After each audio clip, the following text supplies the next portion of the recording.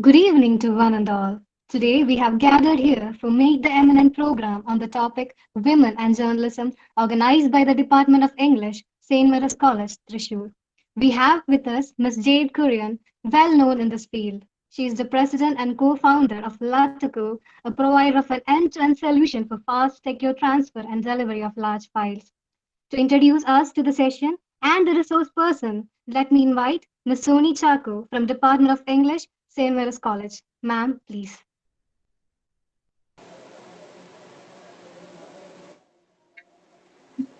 Good evening, everyone. As part of our Platinum Jubilee celebrations, Department of English, in association with IQAC, is organizing a special program, Meet the Eminent, as an opportunity for the students to interact with eminent personalities. Today, we have such a wonderful speaker, Ms. Jade Kurian from Texas, US. Jade Kurian is the president and co-founder of Lataku, provider of an end-to-end solution for fast, secure transfer and delivery of large files. Jade has 24 years of experience in all the phases of broadcasting, including management, communications, and technology. She is also an operational expert, a patent holder for some of the technology built at Lataku. Under her leadership, Lataku has grown to serve companies around the world, including television stations, production companies, and marketing firms. Her success stories continues. Today, Jade is going to speak on the topic Women and Journalism. Let the session may inspire you. Have a nice day. Thank you. Hello, everyone.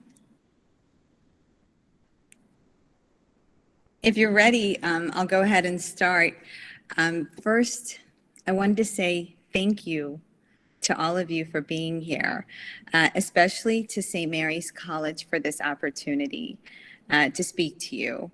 And I want to recognize the leadership, the principal, and especially a thank you to Abini, Sunny, and Dr. Bindu and Philip. Hi, Bindu. I see you. I don't see a lot of your faces. If you're able, please turn your camera on. I don't know the bandwidth where you are. Maybe you don't have bandwidth. I'd love to see you. There's some. Hello. Hi. I guess we have a little formality before that, a welcome speech. Okay, great. Yeah. Okay. So, good evening, all, and good morning, our distinguished guest of the day who has joined us from the US. The Department of English, St. Mary's College, Thrissur, is here again with another enchanting event, this time in association with IQAC, to celebrate the Platinum Jubilee of the first Women's College of Thrissur, and this is Meet the Eminent program. Holding on to the vision of our college, that is empowering the young women and having the holistic development for our students, presenting the resource person of the day, Jade Kurian, who is all ready to bring a change in the young generation. Because for us, seeing is believing. Jade Kurian has reached the epitome of success, I should say, in the US because of her hard work, perseverance, determination, confidence, and belief in herself. She is here with us today to instill in us the same vigor in each one of us by sharing her experiences in the field of journalism. On behalf of everyone present here and from St. Mary's College, I welcome the resource person of the day, Jade Kurian. Hearty welcome, Jade Kurian. Just a few days back, the whole world witnessed the victory speech of Kamala Harris, who's going to be the first woman vice president of America. She boldly remarked how women fought and sacrificed so much for equality, liberty, and justice for all. She also reflected on the women power, struggle and determination, and the strength of their vision. This is the sole purpose of organizing an event like this. Our young women should get more opportunities to meet the women who have some successful stories to narrate. Yes, friends, believe in yourself. Grab more confidence with each step you take forward. Dream high. Achieve what others would think is impossible and be the queen of new kingdoms. I welcome all the participants, my colleagues, the coordinators of the event, Ms. Abhini and Ms. Soni, and my beloved students to this special event. I'm sure this is going to be a treat for all of us at the closure of 2020. All of you stay with us and meet the very eminent Jade Kurian. Thank you.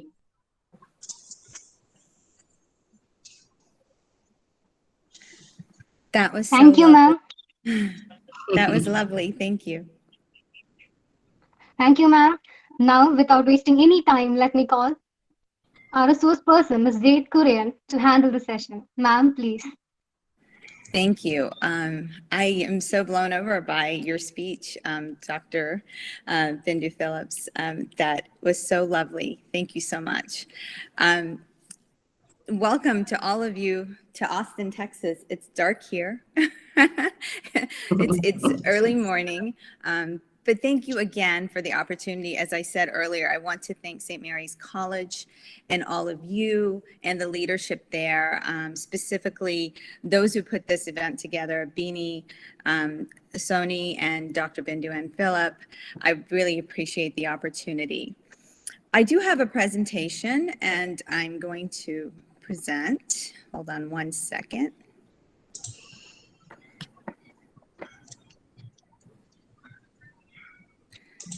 Let me know if you can see my screen. Are you able to see my screen? We still see you, Jade. Okay, hold on.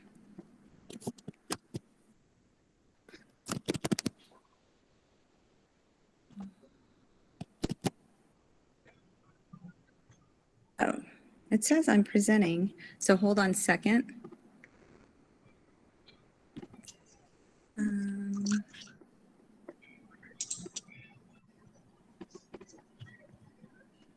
Yes, yes.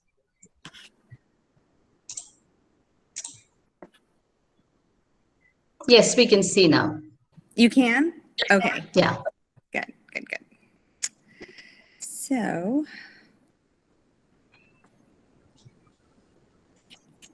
go to my Prezi.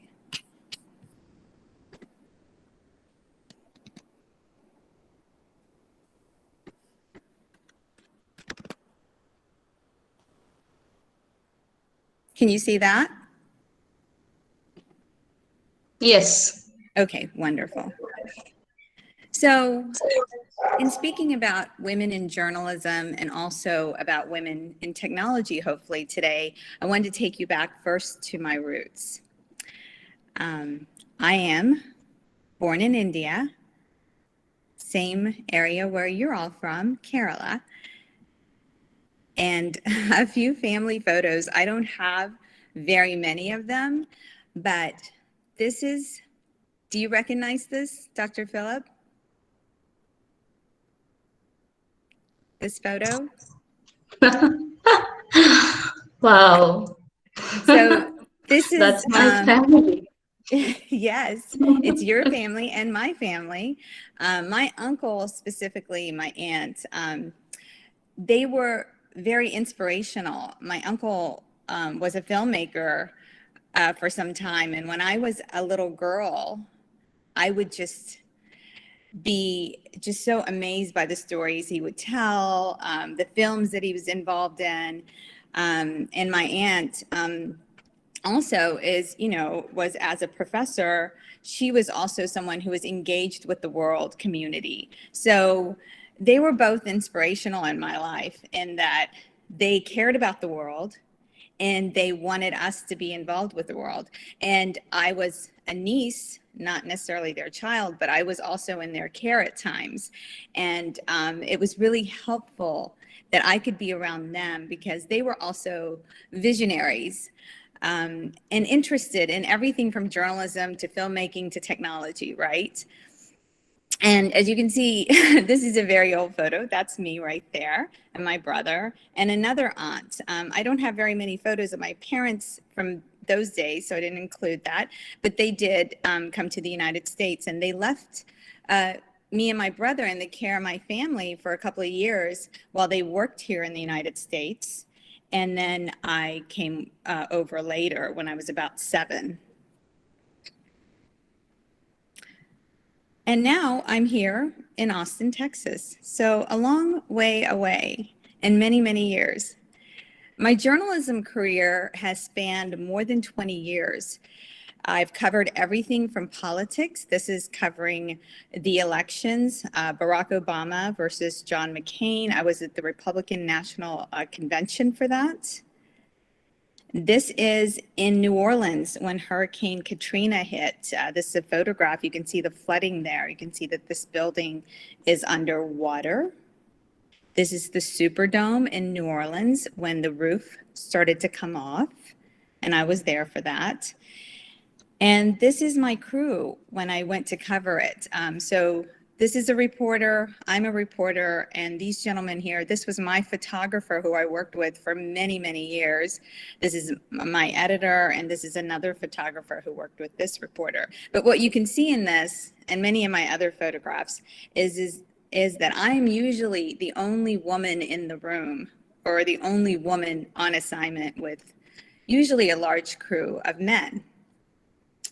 So again, and this is in Banda Aceh, Indonesia, and we covered the tsunami when it hit Banda Aceh, Indonesia. We went there, and this is an orphanage that we visited, and they took us in. We didn't have anywhere to sleep that night.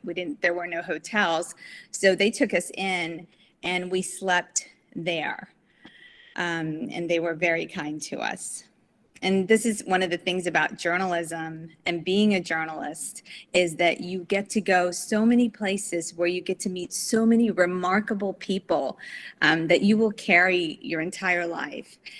For instance, I always wondered, what happened to these kids? And it was a very difficult time when the tsunami hit, when people lost even more. They had lost their parents already, but then you think about what else they were losing, nothing left behind. This was one of the few structures that was still standing. And this is when I was covering Pope John Paul II's funeral. So that was many years ago. But when he passed away, of course, the funeral was a massive international event. And we went there to cover it. And again, I was one of the few women at the time covering that event. So a little bit about Lataku. After leaving journalism, and the reason I left journalism, I've always loved it and wanted to stay in it in some way or another. And the reason I left is I wanted to find a better way for journalists to communicate their messages. And at first I thought we might start, my co-founder and I, my co-founder is my husband, and we thought we might start another news outlet that was focused on Texas that would communicate issues in Texas to people in Texas who might purchase that journalism, right? Because one of the things that journalism often struggles with is the economic model. How do I pay my reporters? You can throw news out there, but you also have to be able to sustain economically. So we were trying to build a model that could be sustained economically. But while we were doing that, we discovered that it was very difficult for people to upload HD video files. I had discovered that already when I was doing the Pope's funeral, that we couldn't even broadcast at that time in HD because they didn't have easy transmission for that. So we decided at that point, well, this is a real struggle. Let's look at this. We got together with some technologists and we formed Lataku. And I am the president of the company. I run the operations, and Paul is the CEO. I'm just going to quickly show you how Lataku works for broadcast. And if you have any questions, feel free to ask afterwards, because this can be a little complex near the end, but I'll try to go through that quickly. So Lataku works for broadcasters, production companies, and anyone who uses video. So from the ground, you have video on your camera or your phones, and you can use any laptop, Windows, Mac, Android, iOS devices, and you upload videos and photos and any kind of media files to the cloud. And that's where Lataku has both an app on the ground and we have a cloud where your video is processed, and we keep it in the cloud for you. So with COVID, when we went on this lockdown, our usage increased in some cases by 700% for some clients. It was amazing because they sent everyone home, and they needed things to be in the cloud so they can access it from anywhere in the world. So broadcasters were able to do that quickly with Lataku. Notifications are sent the second that file hits the cloud. We upload all your metadata, we collect it and upload it to the cloud as well. And after that, we enable any kind of automation you want us to set up. So we put a server, or you have a server that we put our software on in your environment. So if you're a broadcaster, you do that.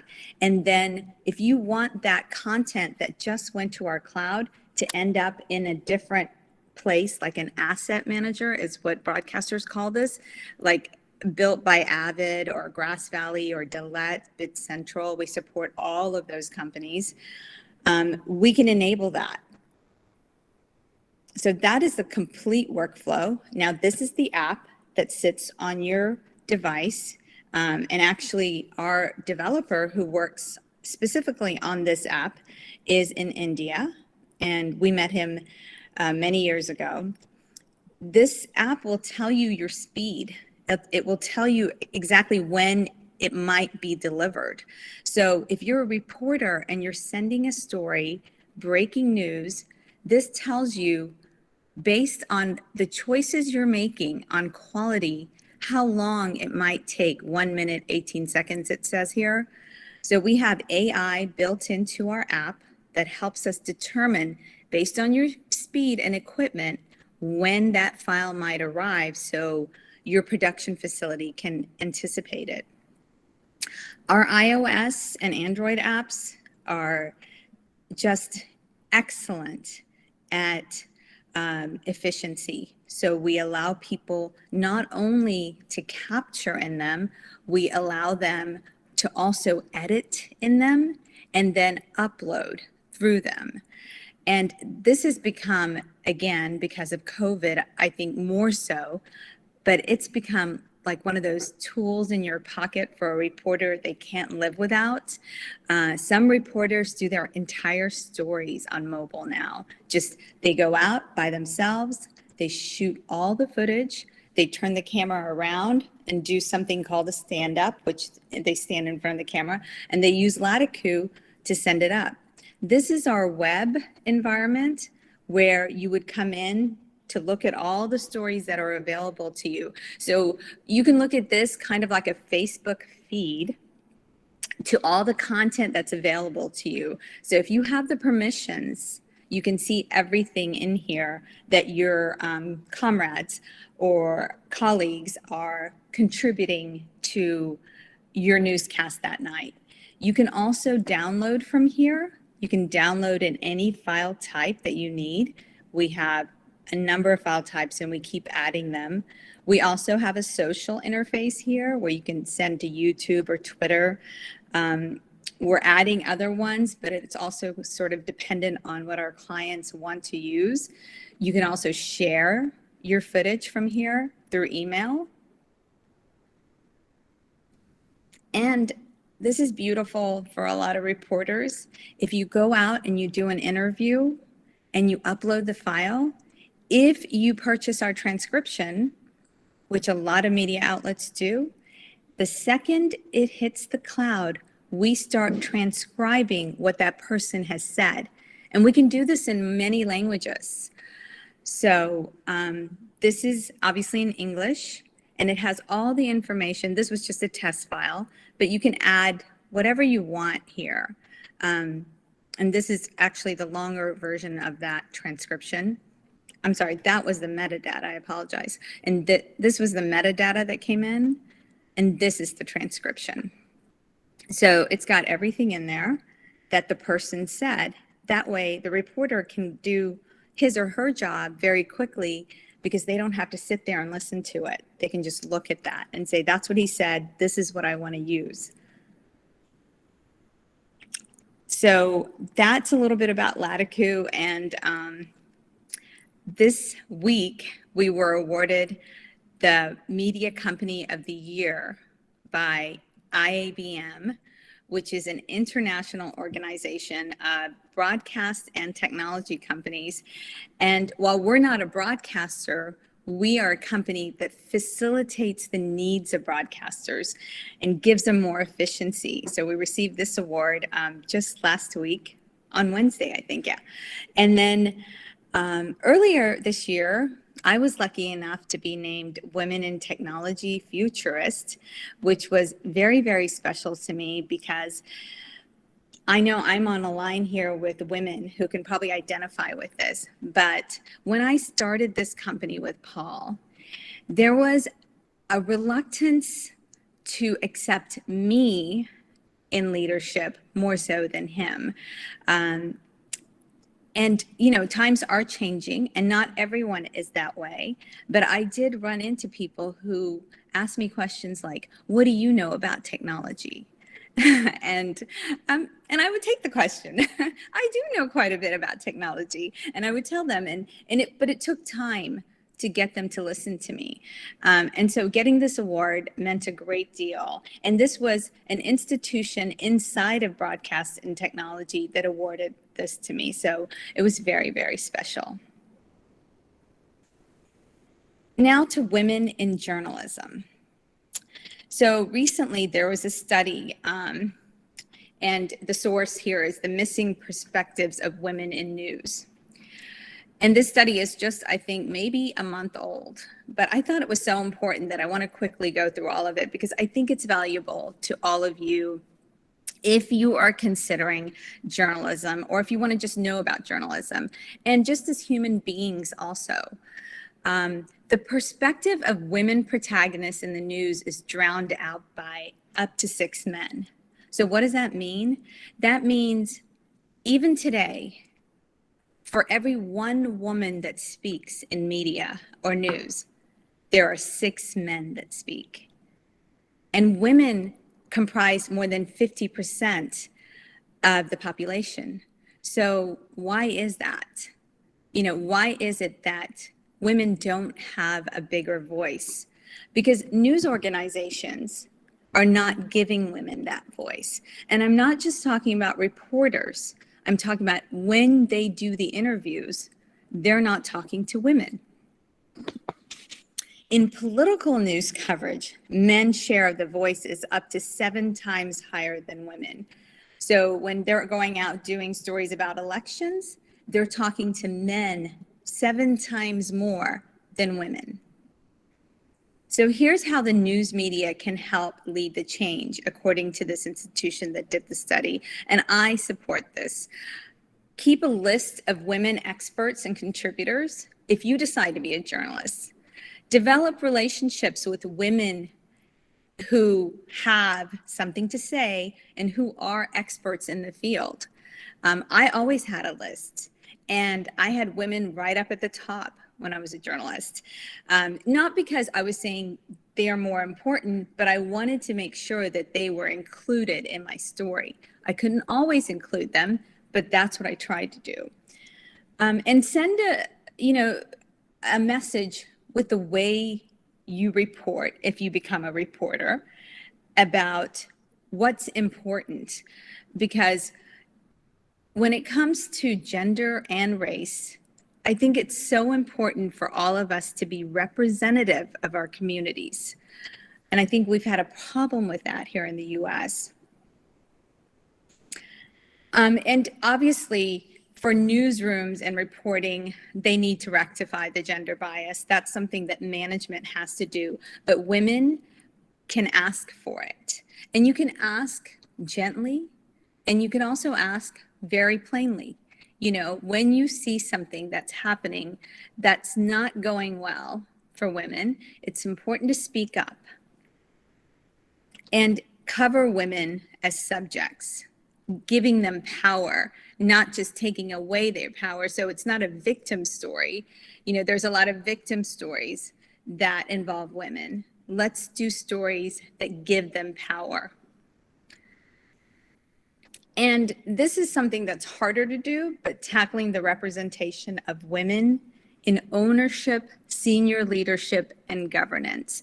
But here, I can hear from what Bindu just said, that at St. Mary's, they're empowering you to do exactly that. Become an owner, become a leader, govern, run for office. Think about those things. So here's the number when it comes to country by country. And you can see that they also tested in India. They did research in India. Only 15 to 30% of protagonists in the news across 6 countries were women. So these 6 countries, United Kingdom, Kenya, United States, India, South Africa, and Nigeria were all included in this study. And you can see India and the US, approximately the same number here, 21%, where women are protagonists in news headlines. That's not good. 79% men. And because of COVID, and recently I spoke to someone on a meeting and I could hear her kids in the background, which was lovely to me. Because, you know, women are likely to be the parent in the family too, regardless of whether or not you have a marriage and a man is there. Women tend to be the one who takes care of the child. And so their jobs are more at risk right now. They earn less and are more likely to be in single parent households here in the US especially. And so it is a struggle right now for women who are dealing with COVID, more so than men, because they also have to teach the kids and they have to make sure the kids' education continues and they have to work. And finally, I wanted to discuss journalism and democracy. What I want to leave you with is how I feel about journalism, right? And to me, the truth matters. Right now, the news is everywhere.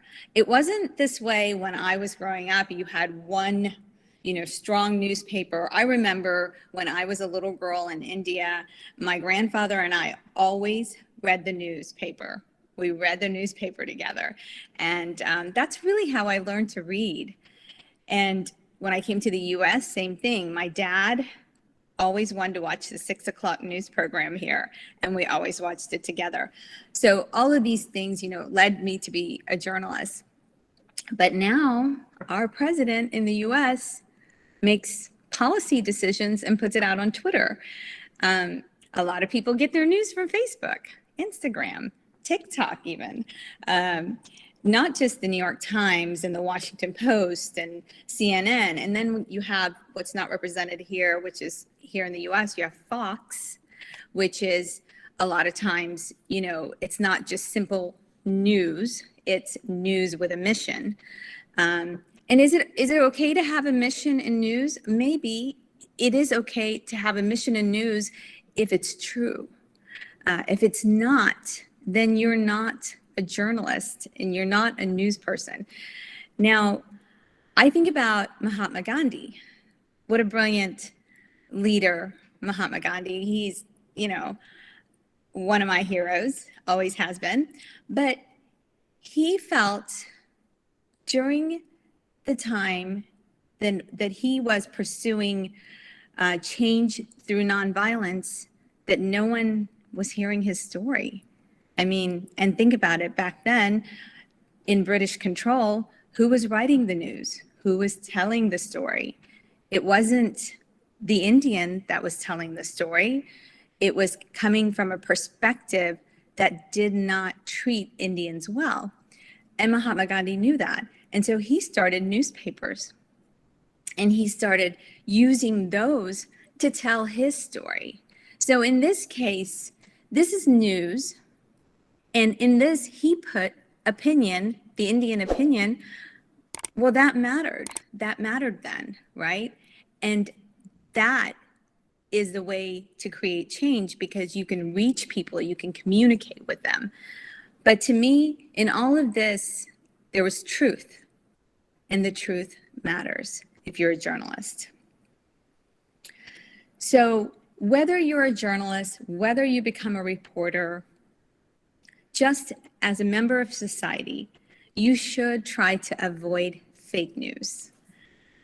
Fake news has become, kind of a glorified thing here, but there are ways to avoid it. So one, pay attention to the domain and web addresses on the internet. That's where a lot of people go for news now. I would say 100% of us get some form of news from the internet. The domain and web address, important because you want to make sure it's a real web address and not someone just throwing up something that's fake. .coms, .orgs. If they have a .com, .co, well, that's a sign that probably that's not a legitimate web address. You can also look up who owns the web address. I often do that. Just Google it, who owns, and put the web address in, and it will tell you. Then Google that person or that entity, and you'll know exactly who's writing this, which is important. Read the About Us section. Now, the About Us section for a real news outlet will have a lot of information about the writers, the reporters, who's giving you that information. And you'll be able to research that as well. A fake one usually doesn't have much. Even if you're shopping, you will see that. I recently I wanted to buy holiday pajamas for my daughter and my niece that were matching, and I wanted to have their faces printed on them. And I found a lot of different websites, but I found a lot of them that had nothing for contact, nothing for About Us, and that is an indication that that's fake or something's wrong. Next, look for quotes in the story or look for lack of quotes. So most news outlets rely on multiple sources in each story, and usually they're professionals that are in there. So look for those quotes, and if they don't have a lot of quotes, it's just a lot of stuff they're just writing. Examine the source. Make sure it's a reputable source where they're giving you a title and where this person goes. So if they're quoting Dr. Bindu Ann Phillip, where does she teach? Or where does she work? Then you could Google her and you could find her resume. Then you know the source is real. And I would say with this, don't repeat the information until you know that it's not fake news. Check the comments. The comments section can tell you a lot of fake stories on social media platforms. Headlines are meant to get the reader's attention, but you can tell in the comments that it's fake because there's a lot of bots there that are helping the story. And you can also do reverse image searches.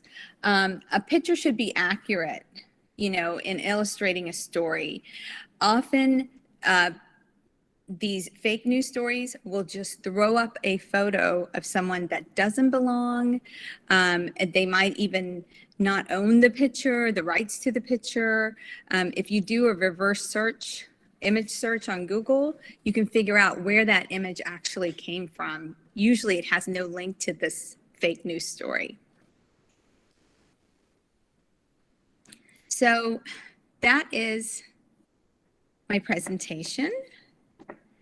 And are you able to hear me still? Yes, Good. yes, we're all here listening to Okay, you. good. I saw in the comments that someone couldn't hear, but that's my presentation. And then I would say to all of you, go out there, as Dr. Phillips said, you know, the world is yours. Go out there and create something. If you want to be a journalist, you know, we've met now. Feel free to email me if you need advice or help, but we have to support each other as women, and we have to grow out of these roles that we've been given, because the roles that we've been given are not necessarily the ones that we want. So I would encourage you to go out there and, you know, make the world yours. You know, having been a little girl who was born where you are right now and travel the world as a journalist, I can tell you it's a very meaningful occupation, and it introduced me to people and things I would have never seen otherwise. And so if that is your goal, you will definitely enjoy it.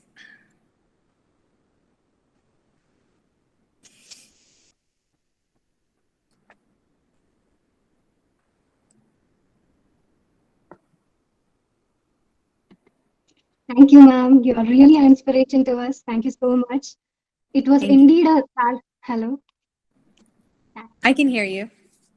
Thank you, ma'am. It was really, really valuable. Thank you so much. You are really an inspiration to us. Thank you, ma'am. And our participants may have a lot of questions to ask you. So participants can now unmute themselves and ask their questions. Thank you so much, ma'am. Thank you.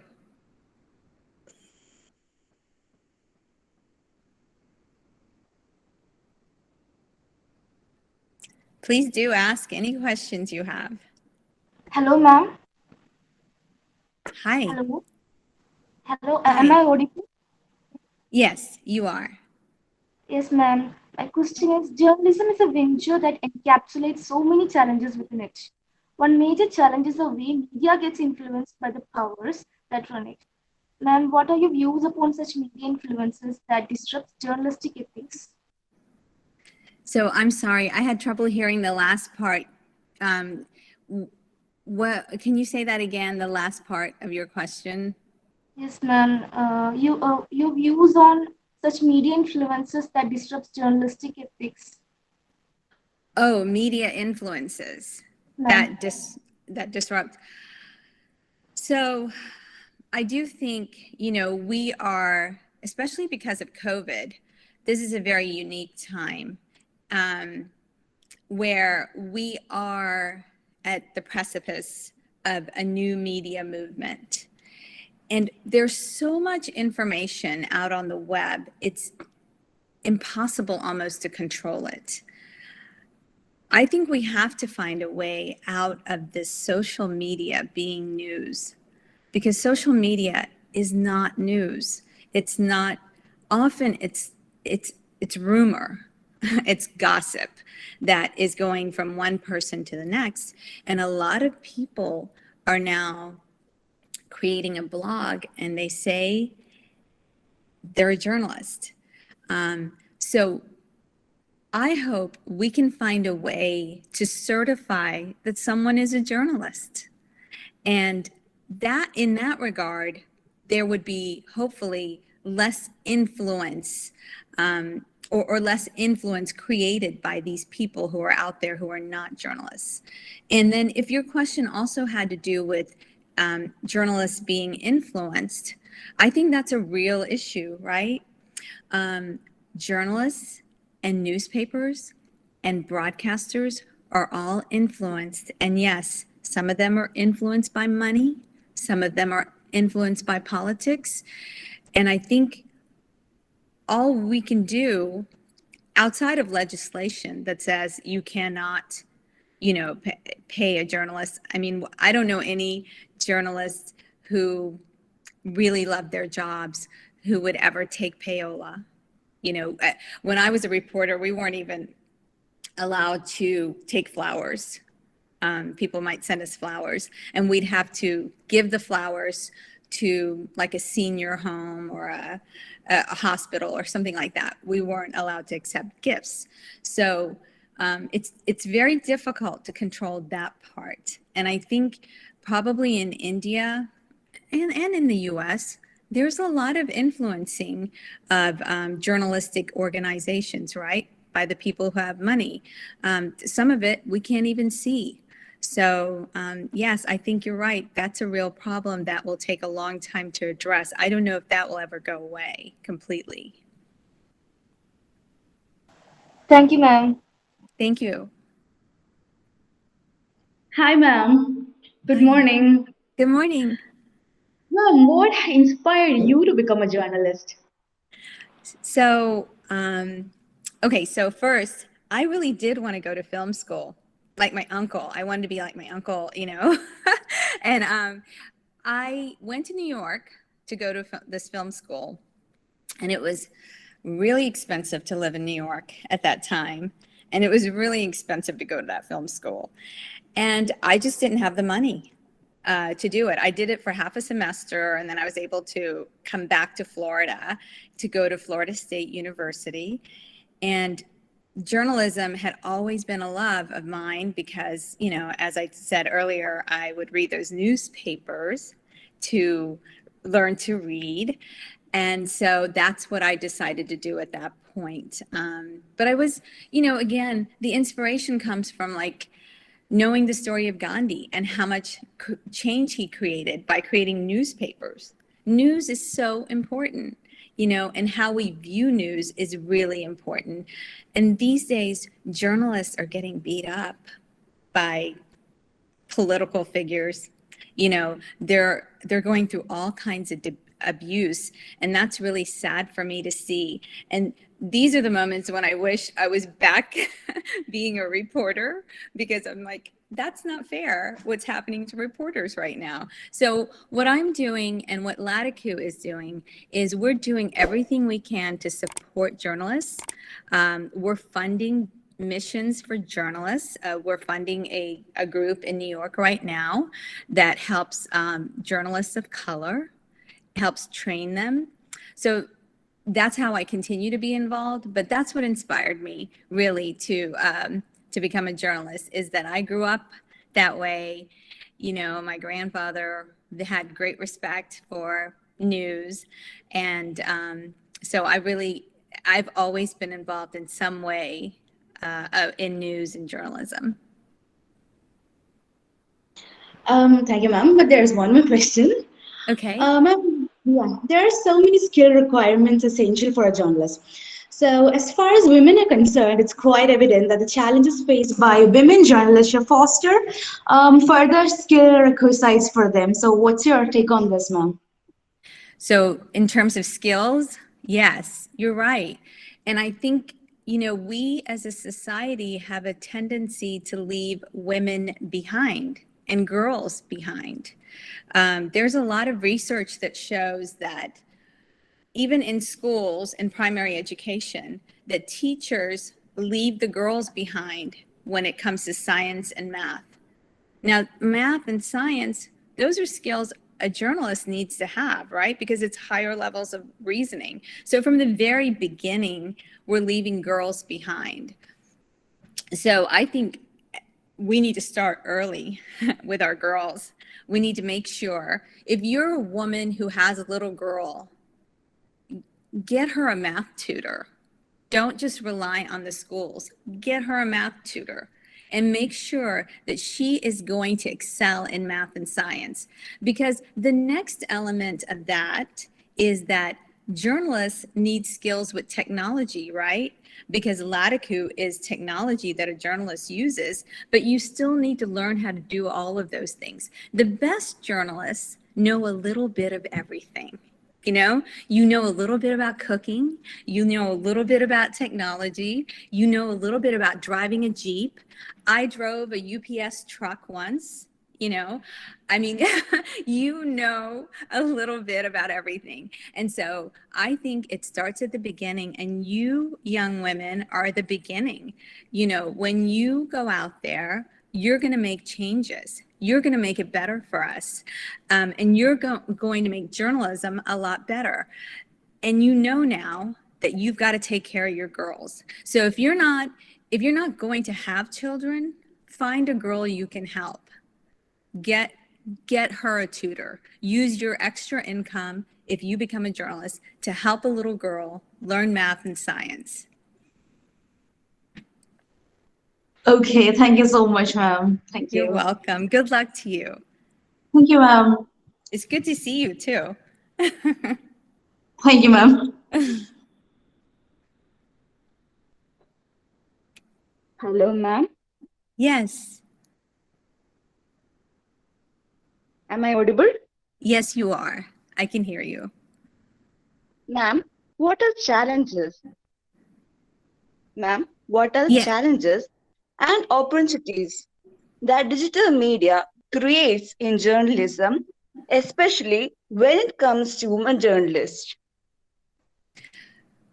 So that's a great question. And I don't think I covered that. Digital media, wow. All of you right now could be journalists because of digital media, right? You could sit at home, create a website that puts out news that you cover in your community. Digital media has democratized journalism more. And I'm a big supporter of it, but I wish for more truth in it. I wish for more journalists in it, and I wish for more women in it. So I think it gives women great opportunities. But of course, yes, you're right, there are some challenges too. And the challenge is, how do you get more women voices in digital media?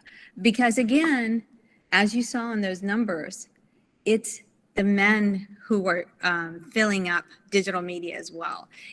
Women are not doing enough of it. So there's opportunity. And I think, this has been a tough year, but when is it the best time for innovation? When it's tough, when the economies are down. That's the best time for innovation. This is the opportunity for all of you to start thinking about, how can I innovate a solution? And maybe it is digital media. That could be the solution for all of our communities, because that digital media is faster to get out information, right? And we need information. So I think that's a great question. And I think obviously everyone has embraced digital media, and that is the way we're going. And all of you, if you are going to be journalists, will participate in digital media. Thank you, ma'am. You're welcome. Good evening, ma'am. Hello, how are you? I'm fine, ma'am. I want to ask a simple question. Ma'am, who is your role model in your life? Oh, that is a tough one. I have a lot of role models. So I mentioned my family. I've had so many incredible role models. I mentioned my uncle, Dr. Phillips' dad, who, what a incredibly caring human being he was, unlike no other. And my parents, who were real, to think my mother, she was something, or she is something, I should say, but to be a young Indian woman who had never traveled and who was a nurse. She was recruited to come to the US. and be a nurse. And she had to make a really difficult choice because they didn't really want her to bring her kids because, you know, that's a lot. They were going to sponsor her. Well, it was an opportunity for her kids to eventually come to the US. So she took it. And this is in the late 1950s, 1960s. I'm sorry, 1960s. Yeah. So she comes here in the 1960s. You know, there aren't a lot of Indian people in the US. So she has to navigate all of this. So she's definitely a role model. She taught me that, you know, you can do anything. You have to believe in yourself and you have to do it for the right reasons. So she's a significant role model to me. And then I have many friends who have embraced me here, who've helped me with my journalism career, and they're all mentors to me. So I have several people here who are like that. Thank you, ma'am. Thank you for your words. You're welcome. Thank you. You're welcome. And I hope, you know, Lakshmi, I hope that I conveyed all that properly. One of the things I want to say is that each of you as women should support each other in everything that they're doing, because if we lack the support of each other, then we have very little.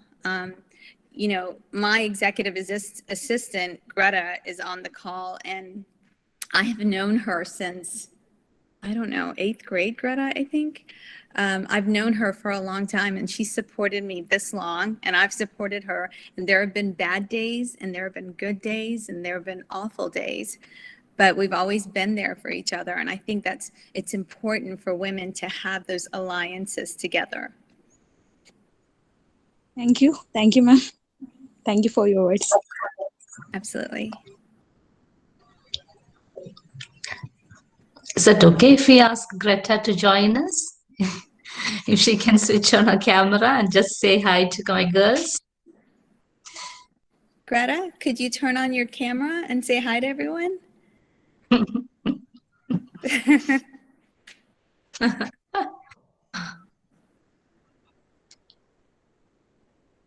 So that's Hi, so everyone. nice.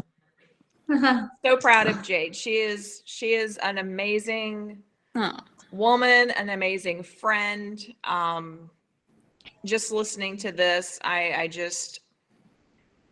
she's just always amazing. And I'm like, I think she needs to go on a speaker circuit So silly. and go around the world and just be an inspiration to everybody. Well, Greta's an inspiration herself, and she's always been there for me, and I hope I've been there for her. It's important to have people like that in your life. Thank you so much, Greta, for joining us. You're welcome. The moment we requested, you were there for us. Thanks a lot. You're welcome. Thank you.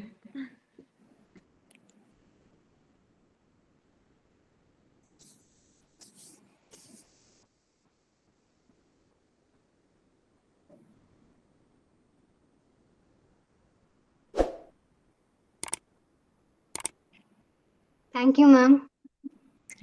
Thank you. Thank you all so much for the opportunity. I hope that one day that I can come to St. Mary's and see all of you in person.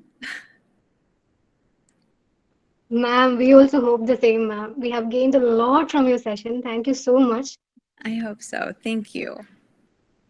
Though we have come to the end of the session, we are really happy because of the insights we have gained from the session.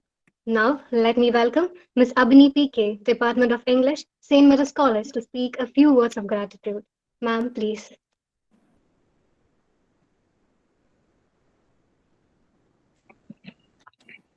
Thank you, Ajanya. And good evening, all. And special warm good morning to our dear Jade ma'am and Greta ma'am. As all good things came to an end in life, so is the session. On behalf of St. Mary's College, Thrissur, I take this opportunity to propose a vote of thanks to those who have directly and indirectly contributed to this Platinum Jubilee Special Program, Meet the Eminent, organized by the Department of English in association with IQAC of our college. At the outset, I thank resource person, Ms. Jade Kurian, President and co-founder of Lataku, based in Austin, Texas. We are really enlightened with your knowledge and presence. We expect and appreciate your continued support for the future. Once again, thank you, ma'am, for your valuable words and for taking time out of your busy schedule. And I extend my gratitude and thanks to Ms. Greta for her support to make this program happen. And special congratulations to the team Latigo for winning the title Broadcaster of the Year 2020. Keep going and all the best for your upcoming projects. Thank And you. I would like to express our profound gratitude to our principal, Sister Dr. Maggie Jones, for her constant support.